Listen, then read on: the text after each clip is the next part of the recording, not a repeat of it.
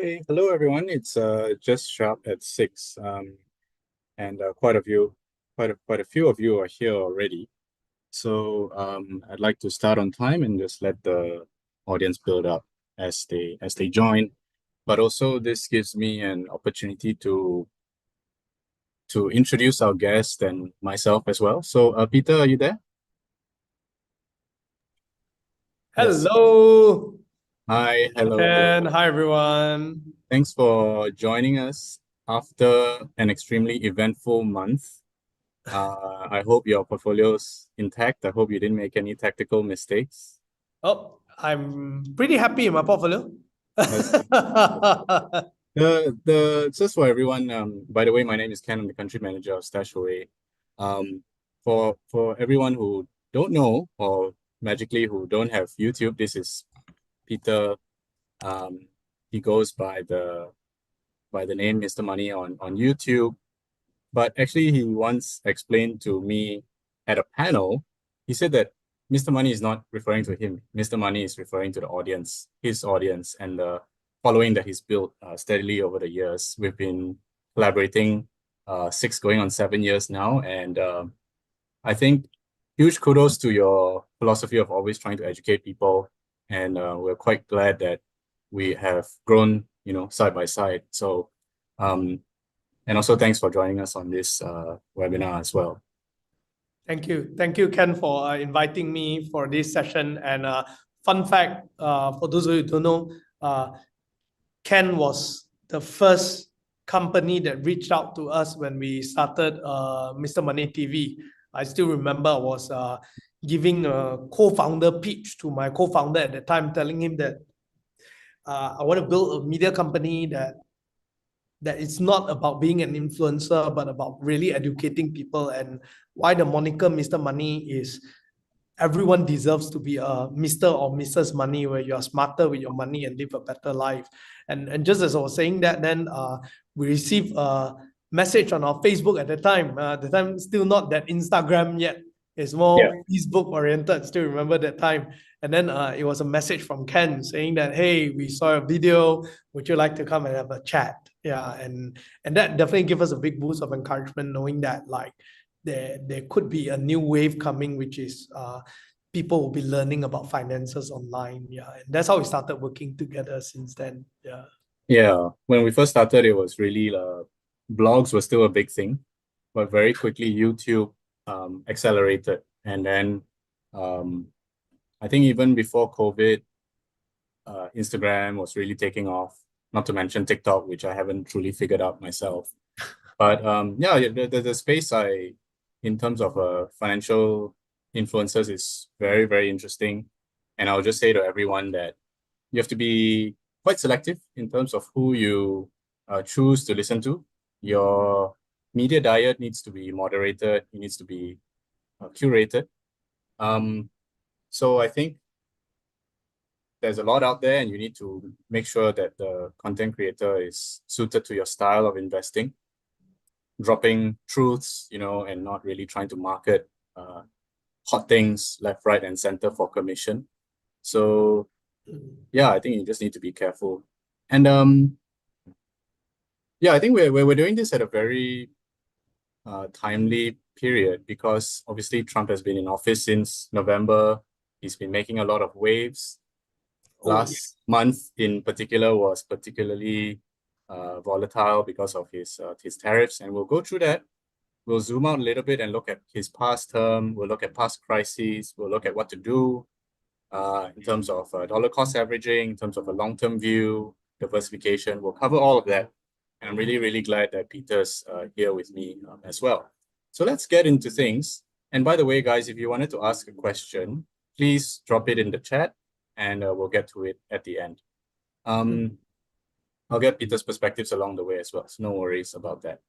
I just wanted to take a temperature check for everyone in terms of how you really feel about what it's been like to invest lately. Sometimes it feels really good, right? You feel like very validated in the decisions you've made. Sometimes you're paralyzed with fear. Sometimes you have succumbed to that fear. You have maybe done things that you should not have done. Both in terms of like impulse control and maybe being a bit not as patient. But I think this picture sums up how we all collectively feel about 1.5 months post Liberation Day, right? Trump held up this really now iconic sign. Everyone gets tariffed, even countries with no human inhabitants get tariffed. And there was a lot of volatility in the markets, and big headlines hit your screens about how many trillions have been wiped out in a matter of days. So I want to just throw to you, Peter, if you cast your memory back to 1st or 2nd of April, before you really saw the fallout in the stock market, when he did this, what was your immediate reaction? This guy is crazy. Yeah. What is it now, right? Yeah, I still remember when I saw this particular him raising the board and look at the number, I literally rubbed my eyes twice, right? Just to figure out how did he even come up with these numbers. And number two is that it seems like it is, I mean, no president in the world would do this. And with this one move, it kind of just accelerated a lot of things, right? Just changed the whole global world trade. And as we know that we are talking about stock investment, stocks are basically businesses, and business are well connected today, and therefore changing the way a business run in a global setting, you are changing the nature of business itself, right? Which makes it a very huge problem. You kind of have to reevaluate things all over again. And there's just one word that came to my mind was this: uncertainty. Yeah. That's I think we've been through a few market cycles, and you have to learn a lot. And we've had to become so-called experts, quote unquote experts in like economics and supply chain. In the pandemic, we became like quote unquote health experts. During 1MDB, we became quote unquote forex experts when the ringgit slid so drastically.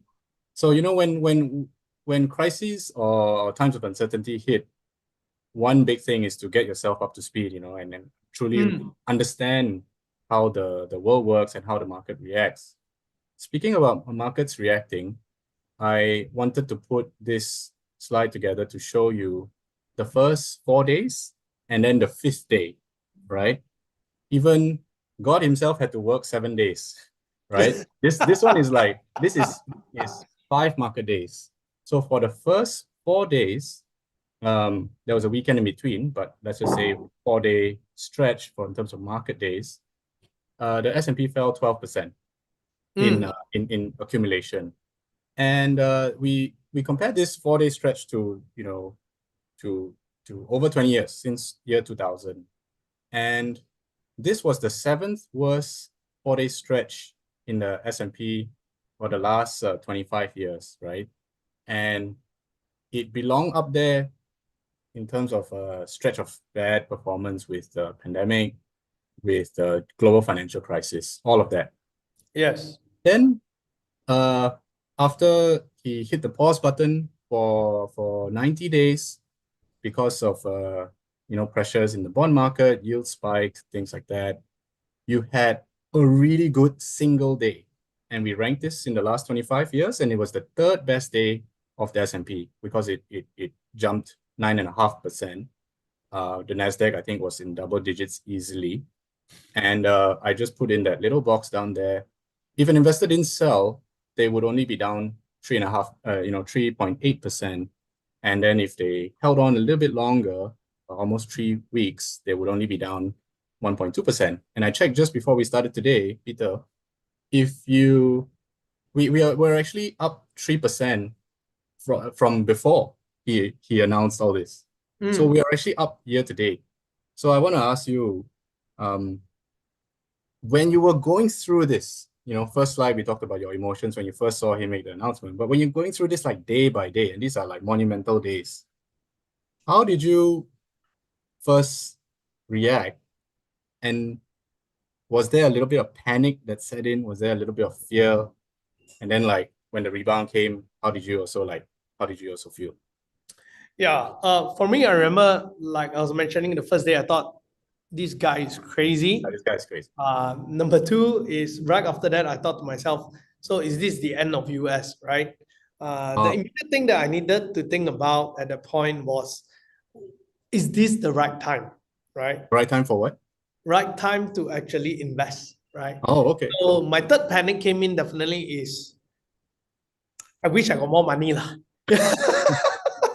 No, Yeah, so I saw this meme, people saying like buy the dip, and then the other side of the meme was like, buy with what? It's like, that's right. That's right. Yeah. So for those who do not know my investment style, I've always been a dollar cost investor, which means on a every monthly basis, I'll invest on the average number, right? I'll just keep going. But I will also time the market in the sense where when there's an extreme dip, I will pump in double the amount or even more or whatever I can, right? Because I think that's the best way to time the market, right? That's for me. Yeah, I can't get it right all the time, but I can increase my chances of being right, right? And how do I do that? Is by dollar cost averaging, and then when I see the market go even lower, I increase my bets during the time. okay, But definitely the assessment there is this really the best time? Because a lot of people always say this one thing, right? It can go lower, right? of course. Now, there are few assessments for me at that point as an investor was number one, when you're talking about changing the whole world trade, the question now is US still a reliable place to invest? Then within a very short period of time, here's where your years of studying it and understanding things, you get to pull out all this history kind of stuff and piece it together, right? I think that's one beautiful thing about investment. You will never know what knowledge comes in handy. So just always stay curious and learn something new.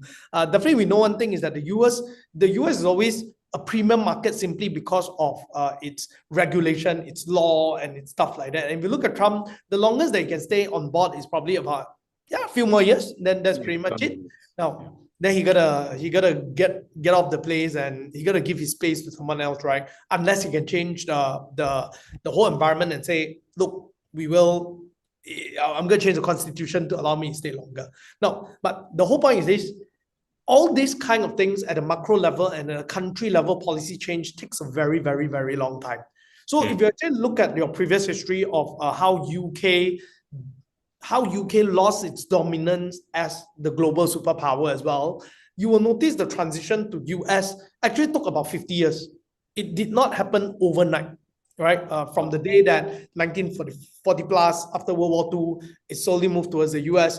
It took until about 1970s to 1990s that only we kind of go where pound sterling is not that significant anymore. If not, anytime before that, you must remember pound sterling was still quite strong, right? And people still love to invest in the UK and London. And it took about like 50 years or more for them to truly transit out into the current way UK is, right? So if we are at the beginning of it, it means I still got 50 years to look at, right? And 50 years, come on, all of us are like probably 30 years old or 20 over years old, right? 50 years means by the time the finish end, you're already 80 plus, bro. So you still got a lifetime to go, right? So while this could change my long-term planning, and this long-term is 50 years time frame, or let's say technology is better, everything speed up 30 years, it shouldn't change my 2 years or 3 years view, right? In my next 5 years view, things should be roughly the same. So therefore, as I thought about it, the answer is quite clear. Now, we know the first thing is COVID dip. During the COVID dip, it dipped about this kind of numbers. That's what we kind of look at. And we never know when will things change. But if you look at Trump's situation, it was a human-engineered crash, right? And my bet at the point was this guy is a businessman ultimately. He doesn't want the stock market to tank. So he will just play it out for a while and eventually he's going to reverse.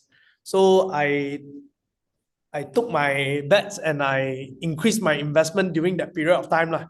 So on the time when he announced the pause, I was a happy man. So unpacking a bit of what you said there, I think you did actually drop a few pearls of wisdom in terms of A, setting aside some money to invest during a rainy day. So you have your cash emergency fund, but you also have your investment dry powder, which That's you right. accumulate on the side for special moments like this. Which I think is proves that you're an experienced investor. So the second thing is you also assess this situation and try and think about previous events that are similar or close to really see if, what is happening in front of us could repeat. They say uh, history repeats itself, right? And then the third thing is you really took action. You didn't think too long. Maybe it took you a couple of days, 3 days to think about it, but you actually took action and you bought it, before the dip. So you mentioned looking back at previous events and all that. Let's look back at President Trump's first term. So if you look at the bottom axis here, you'll see this happens in 2018 and 2019, pre-COVID. Trump's first term began in 2016, and he also unleashed a bunch of temper tantrums back then.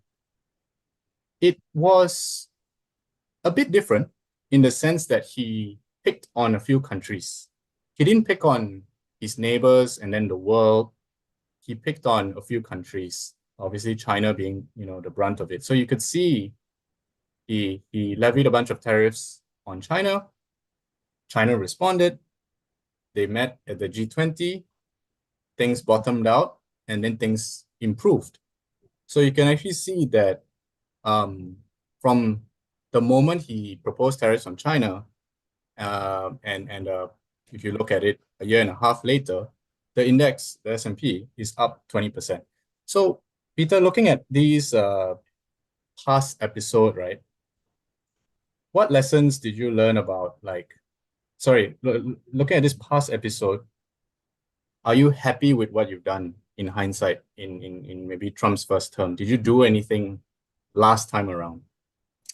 For me, I'm definitely happy, like I say, because I could have been happier if I got more money.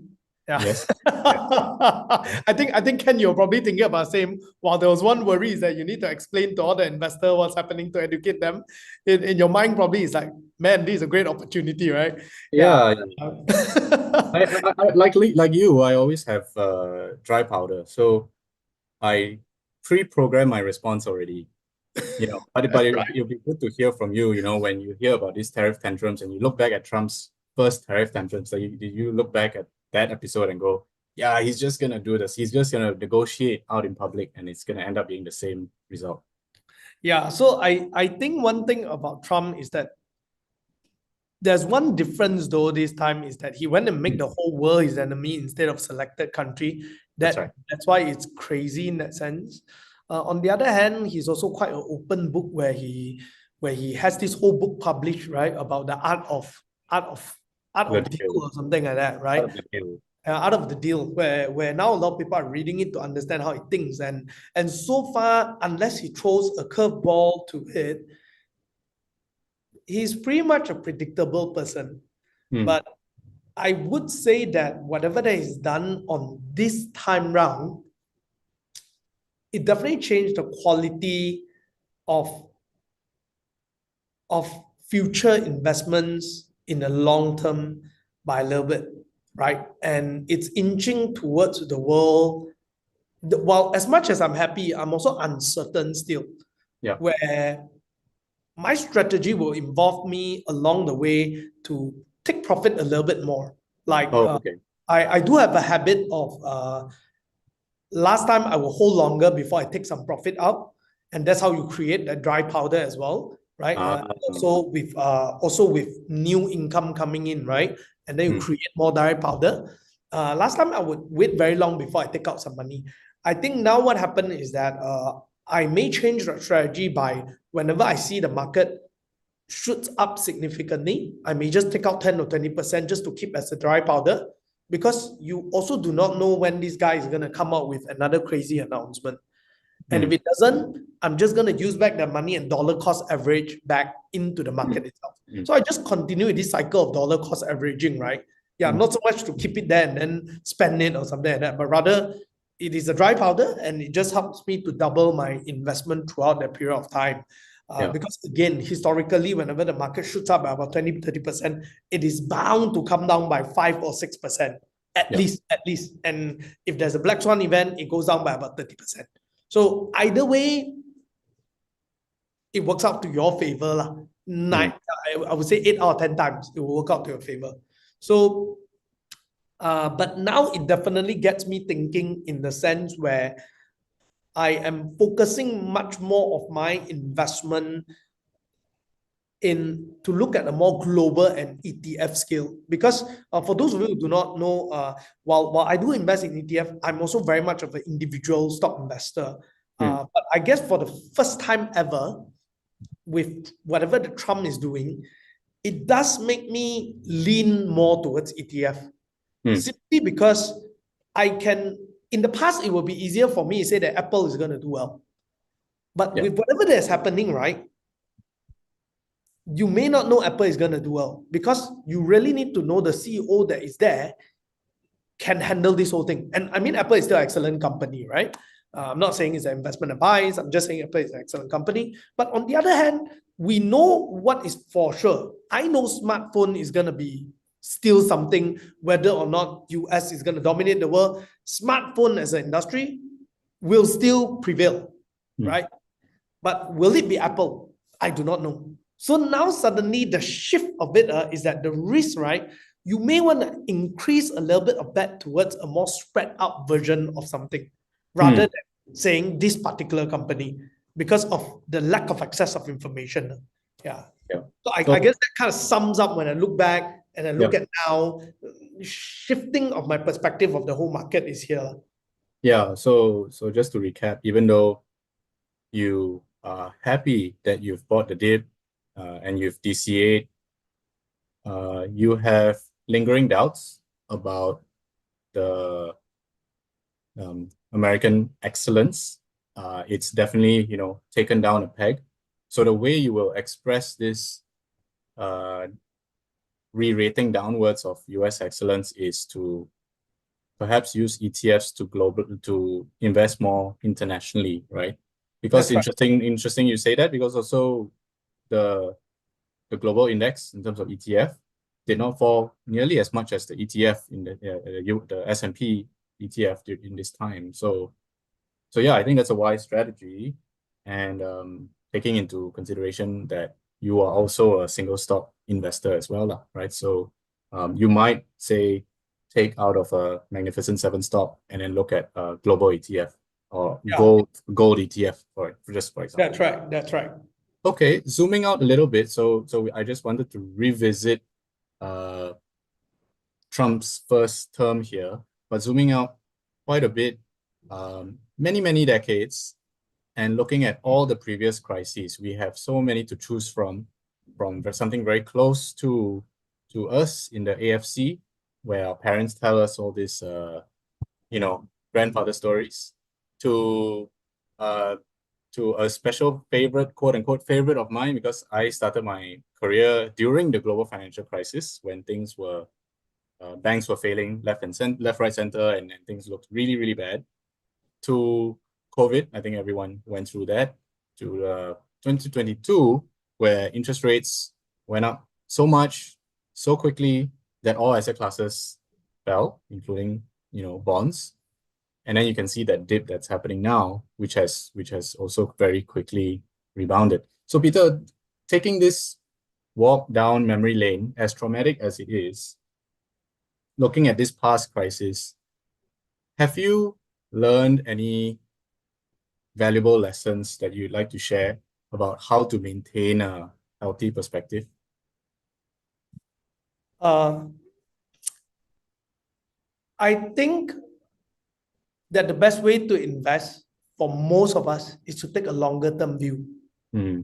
And sometimes at the moment you just zoom out, you are able to see things clearer, right? Now, this is my belief. I think everyone got a different way of investing. Some people invest for a quick profit. But I think if today you are investing for a quick profit, stash away may not be the right place for you to be in exactly, right? Yeah. While you may have it, but it's not designed for that manner. Yeah. And I myself is not into that simply because the chance of getting it wrong is too high. It's just too high, right? Especially if you have a full-time job. I prefer to think of things as a long-term perspective. And when you zoom out and when you look at it, what you will realize is that every dip, you can either see it as an opportunity or a threat. People who see it as a threat, 9 out of 10 of them end up losing money and not doing well. I was very fortunate that as the years that I'm growing up and going into university, speaking to multiple people, I learned a couple of lessons. This one lesson that stuck with me for quite a long time was, I remember I was about 18 years old, or 20 years old, somewhere around there, right? And I was thinking about future, and I talked to this auntie and uncle who's very successful, right? Accountants, they're doing very well and rich, Then I asked them, like, hey, what do you think about investment? This is what they said. They told me, Peter, investment, don't simply play, I lose a lot of money. During the Asian financial crisis, There you go. lost a lot. The stories. Until today, I haven't recovered my funds. Right. And the year was somewhere about 2009 or 10 or 12, somewhere around there, which if you actually look at the chart, is exactly where they still said, I'm disappointed. Shortly after 2 years, everything shot up. And I looked at the graph again, and I remember what they said. And I asked myself this question. Hey, they had 10 years where if during that period of time, they would have dollar cost average every month or every year. That 1 year would have averaged down their prices by half. And just by waiting for 1 year, they would have recovered everything and probably even double their investment. The only reason they are losing money is because they were not patient. And that kind of stuck with me for a very, very, very, very long time. And definitely is one of the foundational story, right? And eventually, as I grow older, I can't say that I've never done the same. I've probably done the same. There were times that I panic sell. I mean, what you are seeing today is an investor that has been long enough. When you see Ken, when you see myself, we've been in market long enough per se, and we have failed enough to learn it. I guess the beauty is this, right? For me, myself, is I have failed with small amounts because in the earlier days when I started investing early, it was small amount, a few hundred. So when I'm talking about watching my account lost by, say, 20%, I'm talking about 500 ringgit. And I could bear with it because as much as I see 20 ringgit, 200 ringgit or 500 ringgit, I can bear with it. It's not a big amount. And that kind of trained my ability to withstand volatility of the market and to take things at a longer term perspective, that today when I see my portfolio dip by, say, 30,000, 50,000, I'm unmoved. I think Ken gets the whole thing. It's like, okay, no. Sometimes you see it dip by triple figure, right? Like triple figure thousands, right? You also go like, okay, no. Actually, it's an opportunity to add more. Because you have that ability to withstand that emotional play, which whenever I zoom out and I look at this chart, it just reminds me that it is your choice whether are you going to make this a money-losing moment or a money-making moment. It all rests in how you look at the matter. I think a side note as well is that international investing has not really been a common thing that a lot of Malaysian investors have done, especially in the early 2000s. I think during the late 90s, everyone was a stock picker. Everyone thought they can beat the market. And ETF investing only became really popular in the early 2000s and after the global financial crisis. So that's why you can also see that the S&P really accumulated a lot of steam and in terms of interest in investing in the S&P. And so many index strategies are built around that, which is why the S&P also moves more quickly than it has before. So now with all these ways of investing in global ETFs and spreading your money in a diversified way through US equities, different asset classes, it's even easier to kind of diversify, but we'll touch on that later. So this was a zoomed out kind of perspective on the S&P. So let's look at the actual results of how markets have fared 5 years after each event, right? So if you look at the GFC, 5 years from October 2008, 5 years after that in 2018, the S&P is up 110%. COVID, in the depths of it, was in March 2020. We all know where we were. 5 years after that, it's up 143%, right? And then you look at today's correction, which is not a full-blown crisis, but obviously is a little bit of a scare. What's going to be the return 5 years from now? Obviously, I can't tell you. I don't know. But as I said before, we are up 3% since April 1, right? And we are up year to date as well.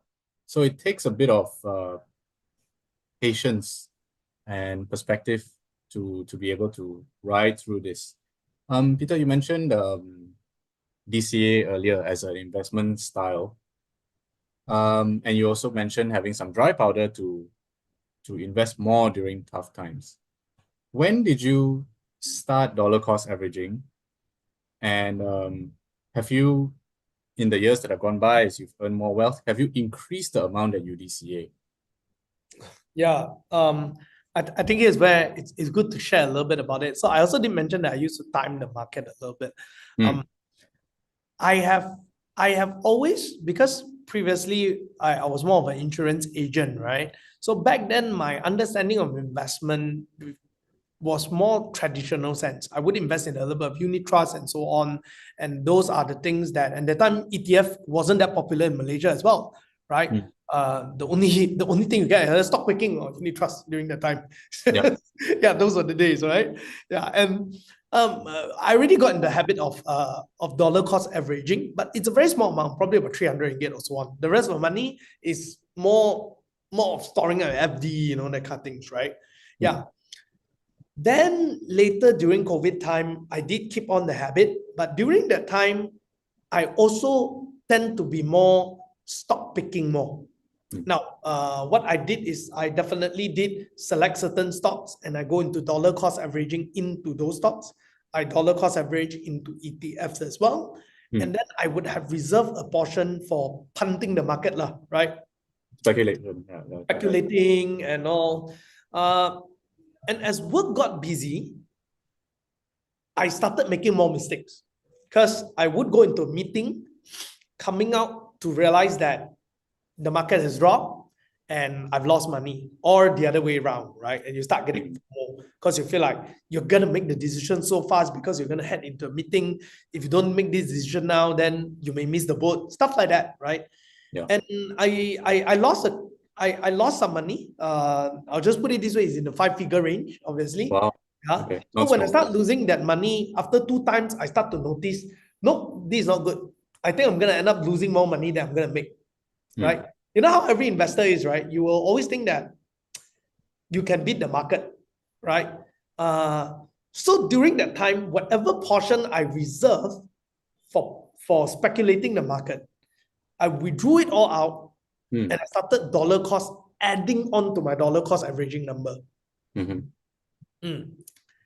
And definitely that time I was doing Mr. Money as well. So I did not go and tell people too much about what I speculate lah. I still tell people dollar cost averaging lah, but you still have the temptation because you're full-time studying it, right? So in the beginning I was making money. Then later when I start having more meetings, then start deal lah. Yeah. Then after that, once the business picked up, what I did was I increased the amount that I put in dollar cost averaging significantly. I see. And when the market crashed, I increased it even more. Mm. So actually, About, every COVID, round when the market talking crashed, about which crash? Each post-COVID. subsequent crash you added. Yes. So because there was a period where I started Mr. Money, I had to withdraw a lot of capital out to sustain myself and to build the business, right? So that was when I kind of emptied out my investments as well, emptied out a lot of my savings to start the I see. business. And so when during COVID time, when things start picking up again, I started accumulating again. I increased my dollar cost averaging amount. When it crashed, I increased it even further. And then subsequently, whenever the business did well, whenever I have a dividend, I increase it again. So every quarter, whenever there's a dividend payout, or every year there's a dividend payout, I will just split it up. I will just dollar cost average. Yeah. Okay. And I can tell you guys one thing, right? So for those of you who actually watch Mr. Money, so within my office, naturally, because we are talking about finance, we do have some people who are more into trading, right? And basically everyone kind of have a small little pool that trades, right? It's very normal. It's not everything is just a small little pool. Some of them trade more, some of them trade less. And this will be the most exciting conversation in the office every day because you got to watch the market, you talk about which is which, right? And I generally don't participate because I'm just too busy to even participate in that. And time to time, after a few months, I'll do a check. And here's what I realized. Their pool that they spend, let's say they took out 10,000 ringgit to do those trading. Right. When I check in back with their pool, it's about the same size or even lesser. Yeah. Most of the time it's like that because they'll make, and they'll have one loss that brings down everything. Up to today, whether the market is up or down, my total portfolio is in greener. Even when Trump announced the tariff, the whole market crashed, right? My portfolio is in green. My portfolio is fine. It's still in double-digit growth. I think almost triple-digit growth. And that gave you the confidence to make a lot more decisions. So I would say that for people who are thinking about practicing dollar cost averaging, right? You must remember you're not going to reap the rewards immediately. But you give it about 5 years, right? And when you meet the next crisis, you will have this solid confidence in your decisions, and you will know exactly how to place your money. You won't FOMO because you have already made money. You won't feel like there's a need to jump on any boat. You will just enjoy that whole ride. And you get to make very clear decisions. So I would say that that's the evolution for my kind of investment so far. At this point, do I have a small pool? Yes, I have a small pool of dry powder. Most of the time, sometimes I would like to speculate, but most of the time, because of the lack of time, I end up, by the time I have time, right, it's already a big news like Trump tariff, right? And I end up taking dry powder and put it back inside, and now I'm making money out of it. So I'm pretty much happy in that sense. So I guess that kind of sums up the whole dollar cost averaging, the whole whether should you time the market and so on. I mean, thanks for sharing and also talking about that journey. You go from this mostly speculative kind of investor to then having the self-awareness to admit that, trading is not your forte, not your expertise because you're also working. And then you had a bit of DCA, but you only increased it once you admitted to yourself that trading is not something you really want to focus on. And with you started DCAing a lot more, especially when each crisis became like a invitation to invest more. You DCA'd from there and you kept those amounts up. And then one thing you guys in the audience have to remember is that Peter is a businessman. He runs a channel, and then when his business does well, he also, when he receives dividends from this business, you also can use that to add more to your DCA. So, really, and then conviction and how you enjoy that feeling later on. That's I think you've definitely learned from the previous cycles, yeah, let me just put it that way. And you mentioned one thing just now about making mistakes, especially when you trade. I think, Peter, you've definitely seen this chart before. It's been Yep. updated many times. But what this shows you is that if you invest for 20 years in the S&P, one-off, right? It's not even talking about DCA. This is just 10,000 invested in the S&P. If you had done absolutely nothing, if you had just waited 20 years, you would be up essentially 6.3 times. And that's compounding at almost 10% per annum, for 20 years. But if you felt the need to withdraw and maybe come back in at a later time, and you happen to miss 10 of the best days in that 20-year period, your overall return would have halved. You go from 63,000 to only making 30,000. And your compounding rate would have gone from almost 10 to half, 5.5. So I bring this up again, not just because, in a long-term horizon, this data speaks for itself, but also because literally we just went through it, right? We had a 4-day period, which was really bad. If you sold in that period, you would definitely have missed one of the best days. Like I ranked it just now, it was the third best days in 25 years, and you would have lost out on making back some of the losses that you've made. But then after that, the market has climbed a little bit more, and you are probably still down if you withdrew at the wrong time, and you would not have been in the market to enjoy that upside in terms of recovering your gains. Yeah. So you would have last point about this slide is the best days also occur very close to the good days. 7 of the 10 best days occurred within the last 2 weeks of the 10 worst days. So this latest Liberation Day experience definitely adds to that data over here. Peter, any reactions to seeing this time and time again? Do you just feel like, yeah, I need to make less moves with my money, not more, Yeah, I think it's funny when you get into investment and you really are interested in it. Every time you look at the same thing, you gain a little bit of a different perspective, right? Don't ever think that when you look at one thing and I've seen it so many times, right? Like the truth is when you learn to appreciate it more, you get more perspective. And here's this time around when you show me, right? It kind of hit me that, ultimately try to think about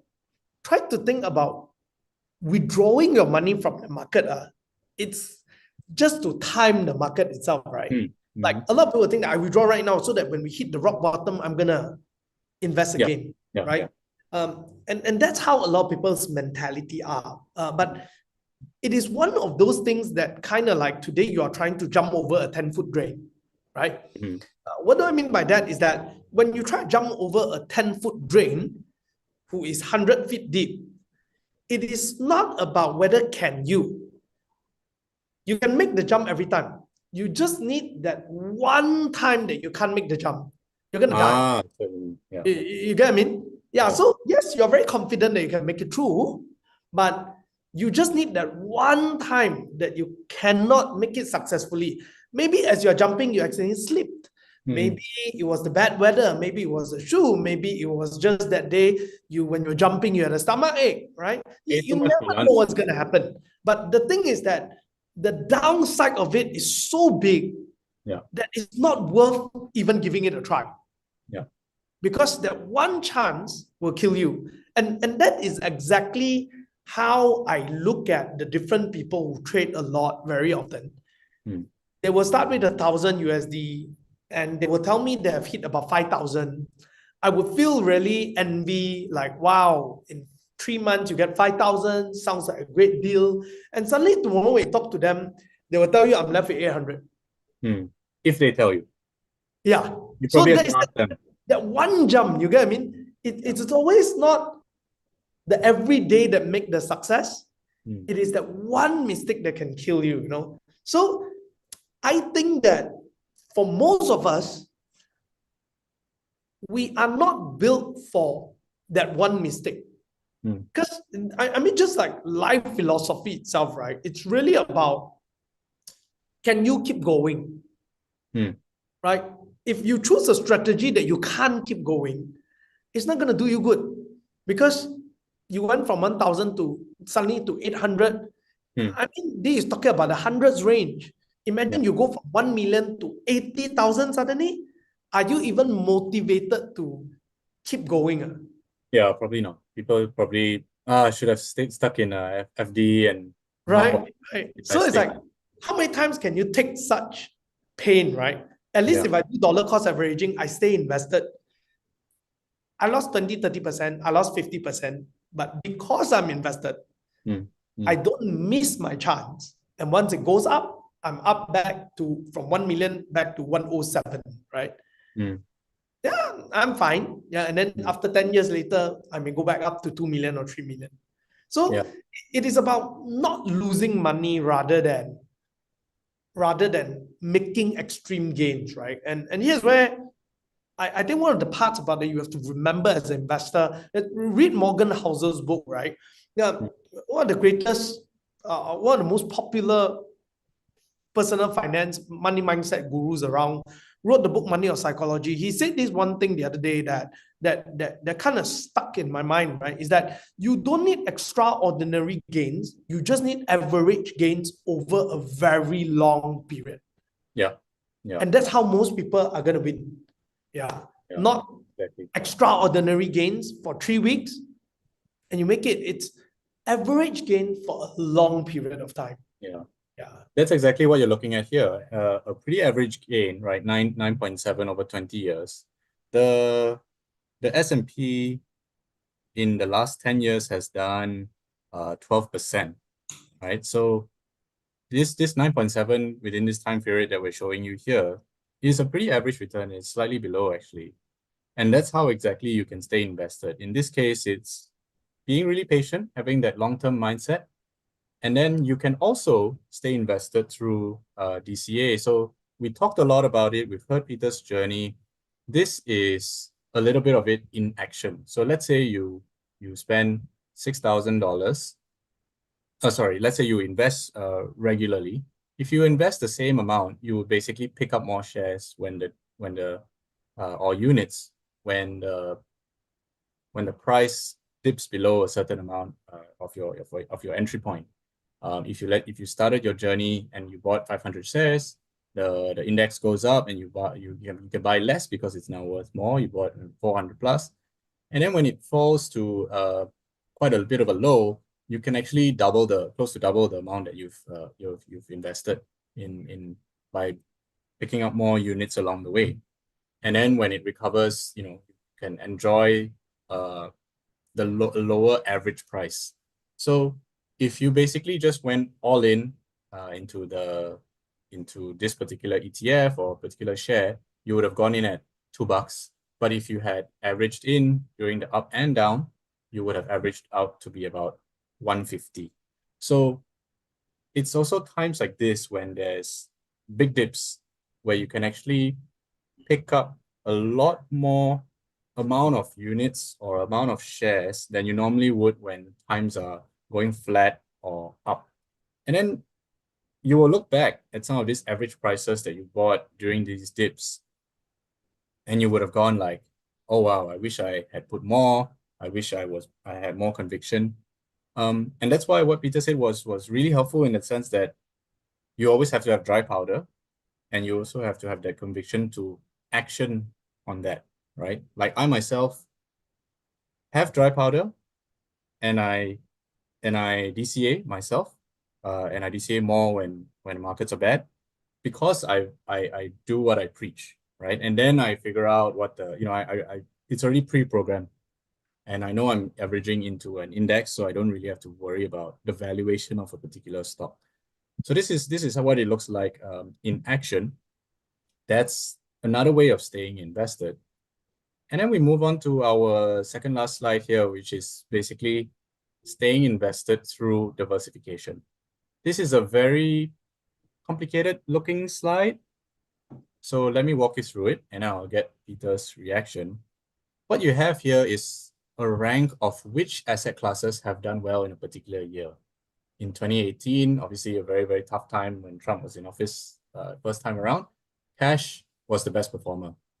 The year after that, US equities did very well. 2020, Chinese equities did particularly well. 2021, commodities did very well. Right? So you can see, if you look at all the top performing asset classes here, invariably year on year, they're different. Right? You have a few returning champions like the US equities or gold or something like this, but they change, right? So diversification means that you don't have to pick the winners. Diversification means that you own practically everything, and you, through asset allocation, you put your money towards a particular type of asset class, so you can basically have the risk that you want to take be in control, and then ultimately be a little bit more sheltered from the ups and downs of the market. Like, for example, recently, just because of last month, world equities would have done much better than US equities, just because it's less concentrated towards Trump's policy risk and less concentrated away from the Magnificent Seven stocks, which were hit very hard. So yeah, this, Peter, you talked about diversifying more globally. You've talked about DCA, obviously, probably into the US markets. Where has been the source of your diversification, right? Beyond your single stocks, where have you DCA into when it comes to diversifying your portfolio? I think outside of individual stocks, there are two things that I tend to invest into to diversify. Obviously, property is already taken into account for, because in the early days, I already bought some properties. I see. Although, and here's my logic of it is that I don't really go into REITs yet because I already have property, right? Because I already got real estate, and I feel like going to REITs like that, yeah. But it's also different, REITs, I'll be looking at commercial, right? But that's another story. I think at this point, not because I'm in stash away, so I'm talking about it, but I think ETF as an industry, like there are many kind of ETF, right? There's SMH, all these kind of different things. Yeah, I actually do go into ETF as my diversification source at this point. Yeah. And number two is asset classes, right? The crypto will be one as well. And a little bit of a commodity will be where I put my money in terms of to diversify. So that is pretty much for me. So I feel like the big diversification for me is already taken care by ETF. Yeah. So in terms of my liquid cash after that, it will be much more focused on individual asset classes, right? To actually put my money in, simply because also, for me, the idea at the back is I still use dollar cost averaging. Actually, whether any average cost, I see two kind of diversification. I may sound like I'm repeating myself, but I think do try to look at dollar cost averaging itself as a time diversification as well. Yeah. And whatever the chart that we are having right now, this chart is more about asset classes diversification. Yeah. So I think there's two kind of diversification to look at. And for me, for the broader diversification, none other than ETF. I'm struggling very hard to think about what else, but yeah, I really don't think there's anything other than ETFs. That's the beauty, the beauty of ETFs, right? Because with one ETF choice, let's say you buy world equities ETF, you would have multiple markets bundled inside. That's right. And then you probably need a couple others to round out the portfolio. I think gold is a very obvious one, like you mentioned, commodities. Gold helps you in a variety of ways, especially with policy risks. All this uncertainty helps gold. And then, if you have a little bit of crypto, you want some crypto exposure and you want to get it through an ETF like Bitcoin or Ethereum, you can also put a little bit there. So you don't need like 20 ETFs.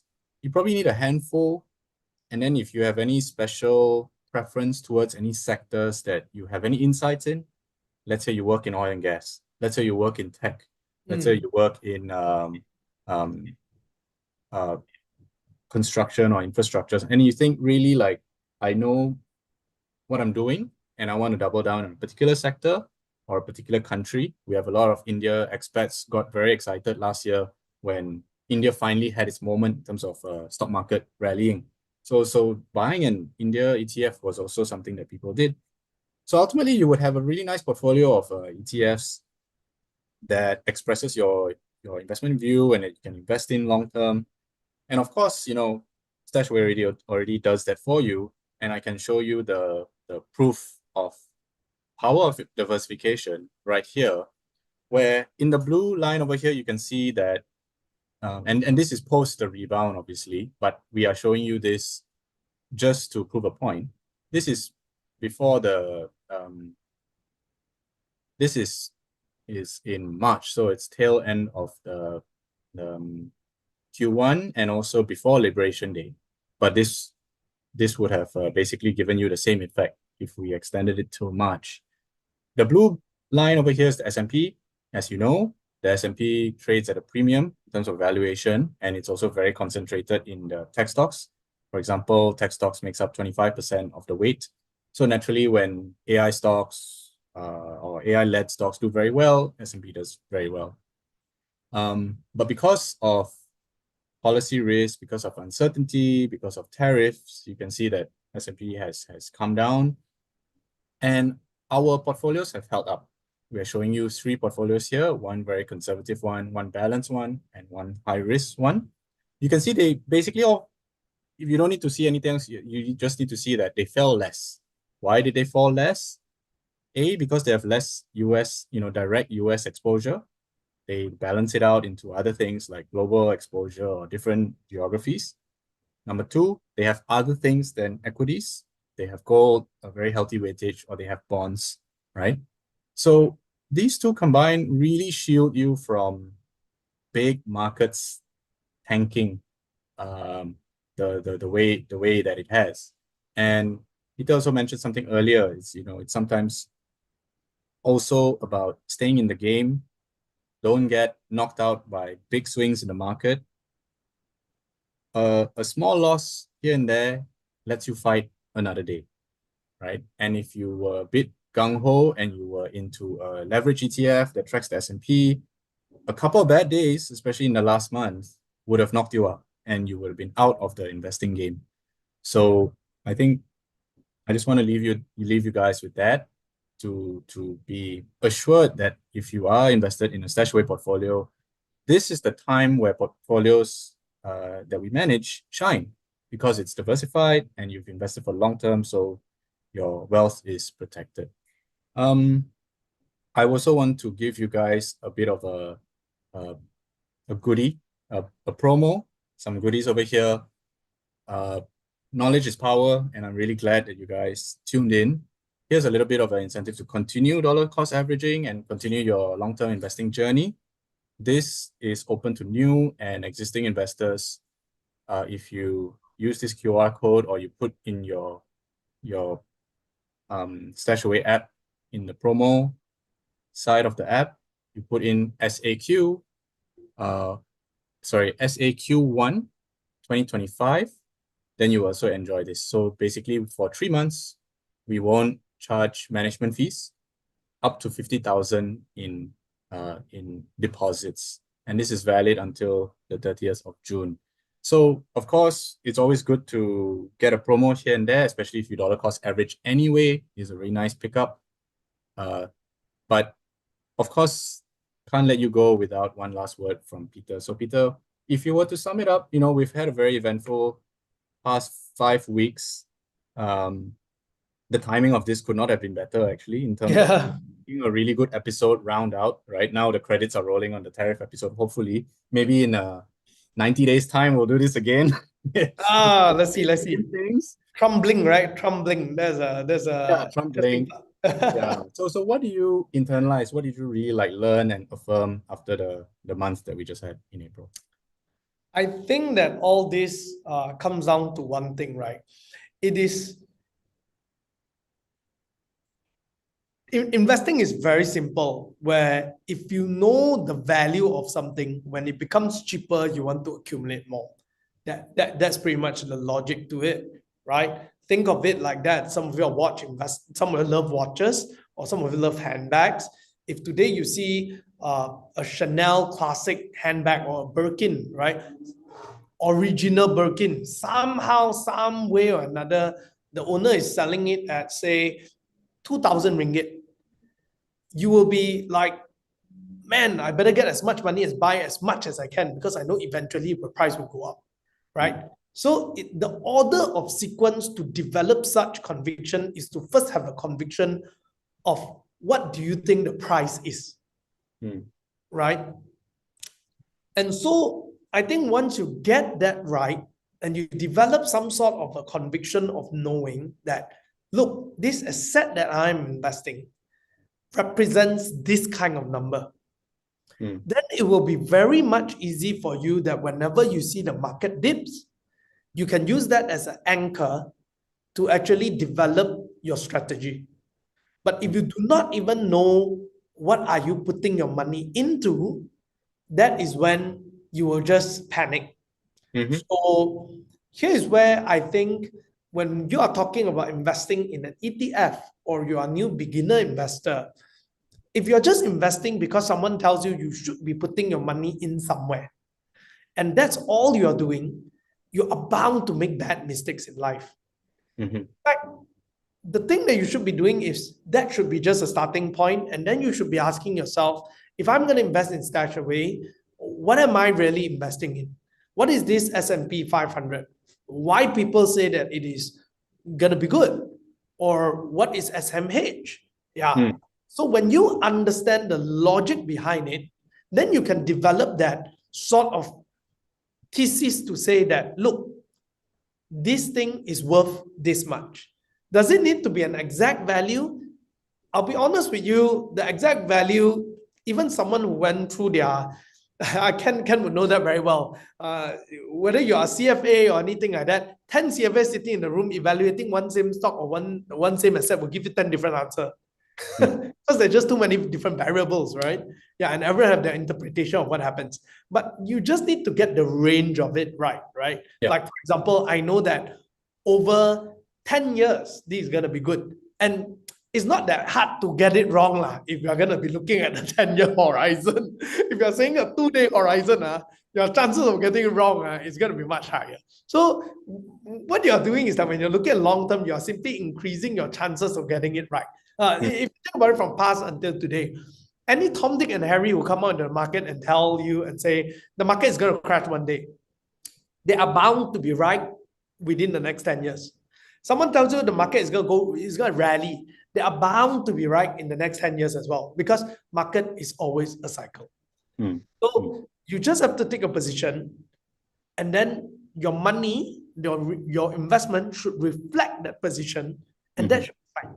Right? And take a longer term perspective, and you'll be good enough. I think for most of us, we should stick with that.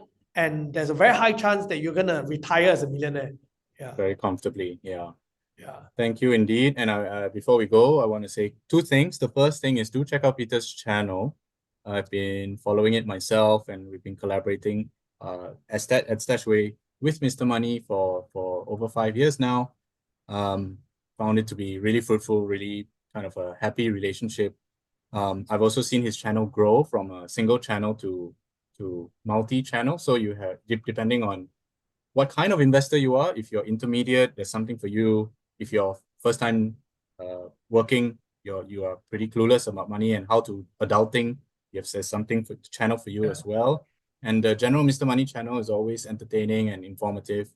and he has like really special guests on that I'm really impressed that he managed to book. But overall, I think it's definitely worth subscribing because there's not too many Malaysian perspectives on YouTube, and you definitely want that Malaysian perspective because you stay here, you deploy your money here, and you invest globally, and you get good advice along the way. So that's that. Second thing is we have another webinar next week, this time on cash. And I think if you think that, oh, what is there to learn about cash? I just put cash in FD. I just put cash in Stashaway Simple to earn a projected rate of some sort. Well, I would say join us anyway because cash is actually a really important part of your investing journey, not just for your safety net, but also so that you can take advantage of market dips like we talked about. Having that dry powder is very important. And don't just take our word for it. We'll be joined with an expert and a professional from Principal Investments who will be joining us to talk about his market views, about Malaysian interest rates, and where our economy is going. So it's not just as straightforward as I need to save more in cash. Okay, so that webinar is on the 21st. It's on a week from now. So do sign up. And if you're a Stashaway investor already, we'll have a push notification just before it starts. So it's Wednesday, 6 p.m. next week. Peter, can't thank you enough. We'll definitely do more collabs. I feel one of it is we should have it, which we have been doing, like about DCA and long-term investing, really did come true this year because of a very volatile Trump presidency. So I'm really glad we're on point. So yeah, thank you so much. And Thank you. Thank you very much, Ken, for inviting me to this session. I hope you guys learned a lot. And by the way, I just want to do one PSA. If you see any ads of me inviting you to some sort of a WhatsApp group and giving you stock tips, that's not us. It's a scam. oh, Over the really? past few days, Okay. I've received so many Really? complaints. I even have a couple of friends who Okay. bought certain stock based on their advice, and Oh, after that, only they text me and say, "Hey, can you let me into your special group?" Then I'm like, "What special group you talking about?" Yeah, then I told them, "Please don't go and buy some more." So okay. yeah, please be careful about it. And for those of you out there, take advantage of these 3 months, no management fee, because the little fee does make up to a lot over a long run. So yeah, take advantage of this. And with the current market, I think it's a really great opportunity to continue your dollar cost averaging journey and stay invested, stay educated. Next week, the cash session, yeah, please join, learn more about it. All this will make up to building your confidence as a better investor. So thank you very much, Stashaway, for organizing this and doing this for the people as well. Thank you, Ken, for inviting me.